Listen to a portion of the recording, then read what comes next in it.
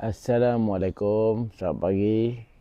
So, ramai yang tanya saya apa yang saya konsum lah, sehingga menyebabkan kesihatan saya bertambah baik, di mana kesakitan yang saya tanggung selama hampir 7 tahun perlahan-lahan berlalu pergi daripada tubuh badan ini lah. Terutamanya kekuatan pada kaki dan kebas lah yang semakin hilang. Okey, ni pintu pagar rumah saya dah. Kat sini pun saya ada gantung apa benda yang sedang saya konsum sekarang untuk penyembuhan saya ni.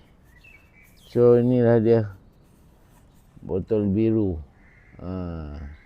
yang menjadi minuman harian saya, iaitu pagi dan malam lah. Seperti yang anda tahu, banyak perubahan yang telah berlaku pada diri saya, terutamanya sakit kebas kaki dan kekuatan kaki bila bersolat.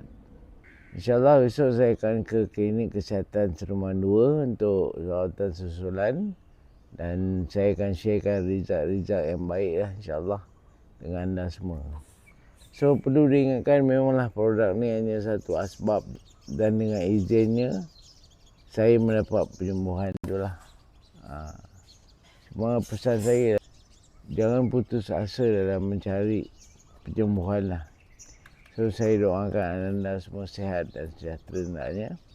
So, kalau anda dapatkan maklumat lanjut tentang botol biru ni, anda boleh ke laman web saya, thehiltouch.com. Assalamualaikum.